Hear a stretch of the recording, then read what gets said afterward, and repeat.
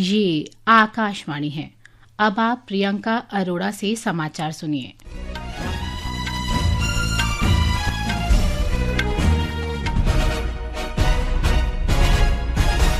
भारतीय वायुसेना के ग्रुप कैप्टन शुभांशु शुक्ला अंतर्राष्ट्रीय अंतरिक्ष स्टेशन ISC पर पहुंचने वाले पहले भारतीय बनकर इतिहास रचने जा रहे हैं।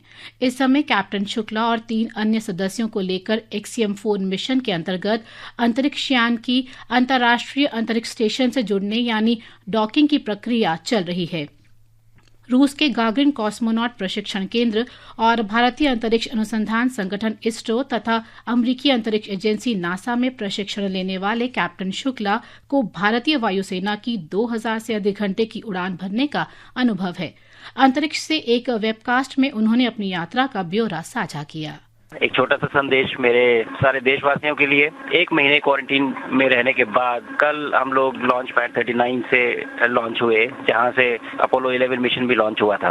इस समय स्पेस में बहुत प्राउड फील कर रहा हूं। अभी हम लोग कुछ ही घंटों में ISS में डॉक करेंगे और फिर हम इंटरनेशनल स्पेस स्टेशन पे जाके रहेंगे। तो मैं चाहता हूं कि आप सब मेरी इस जर्नी का हिस्सा बने। आप भी उतना ही प्राउड फील करें जितना मैं फील कर रहा हूं, बिकॉज ये हमारी एस्पिरेशंस को दर्शाता है कि हम किस तरफ जाना चाहते हैं।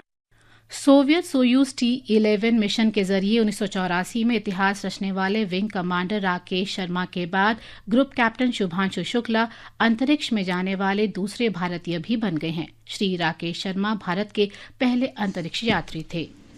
भारत ने चीन के शिंगडाओ में शंघाई सहयोग संगठन SCO के रक्षा मंत्रियों की बैठक में संयुक्त घोषणा पत्र पर हस्ताक्षर करने से इनकार कर दिया है। आधिकारिक सूत्रों ने बताया कि भारत संयुक्त दस्तावेज की भाषा से संतुष्ट नहीं है। इस दस्तावेज में सीमा पार आतंकी गतिविधियों का कोई उल्लेख नहीं है। रक्षा मंत्री राजनाथ सिंह द्वारा संयुक्त घोषणा पत्र का समर्थन करने से इनकार करने के कारण सम्मेलन संयुक्त विज्ञप्ति के बिना ही समाप्त हो गया। SCO चार्टर के अनुसार संगठन बिना वोट के सहमति से निर्णय लेता है और यदि कोई सदस्य देश आपत्ति नहीं करता है तो उन्हें अपनाया हुआ माना जाता है। इससे पहले रक्षा मंत्री राजनाथ सिंह ने आतंकवाद, कट्टरता और चरमपंथ के विरुद्ध एकीकृत वैश्विक कार्रवाई का आह्वान किया। श्री सिंह ने कहा कि भारत ने दिखा दिया है कि आतंकवाद का केंद्र अब सुरक्षित नहीं है और भारत ने उन्हें निशाना बनाने में नहीं हिचकेगा।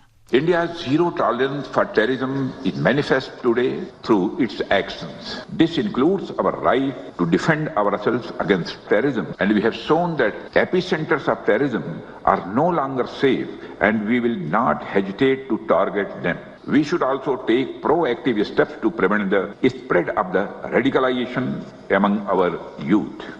ऑपरेशन सिंधु के तहत ईरान से 272 और भारतीय नागरिकों को वापस लाया गया है। आज तड़के मशहद से नई दिल्ली पहुंची विशेष उड़ान में नेपाल के 3 नागरिक भी सवार थे। विदेश मंत्रालय के प्रवक्ता रणधीर जायसवाल ने एक सोशल मीडिया पोस्ट में बताया कि ऑपरेशन सिंधु के तहत अब तक कुल 3426 भारतीय नागरिकों को ईरान से भारत लाया गया है। निर्वाचन आयोग का 9 सदस्यों का दल बिहार में आगामी विधानसभा चुनाव की तैयारियों का जायजा लेने के लिए राज्य के 3 दिन के दौरे पर है। आयोग का दल कल शाम पटना पहुंचा था। निर्वाचन आयोग के अधिकारियों ने आज पटना में बिहार के मुख्य निर्वाचन अधिकारी विनोद सिंह गुंजियाल और अन्य अधिकारियों के साथ मतदाता सूची के विशेष निरीक्षण के बारे में उच्च स्तरीय बैठक में भाग लिया। केंद्रीय कृषि और किसान कल्याण मंत्री शिवराज सिंह चौहान ने आज इंदौर के राष्ट्रीय सोयाबीन अनुसंधान संस्थान में सोयाबीन उत्पादन के संबंध में आयोजित समीक्षा बैठक और कार्यशाला में भाग लिया। बैठक में राजस्थान, महाराष्ट्र और मध्य प्रदेश के कृषि मंत्री तथा विभिन्न राज्यों के वरिष्ठ अधिकारी उपस्थित थे।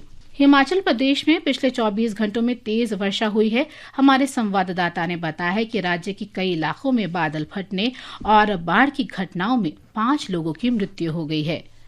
मौसम विभाग ने बताया है कि अगले 3 से 4 दिनों में मानसून उत्तरी राजस्थान, पंजाब, हरियाणा और दिल्ली में पहुंच जाएगा।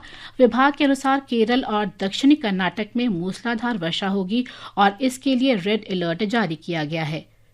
इसके साथ ही ये समाचार बुलेटिन समाप्त हुआ।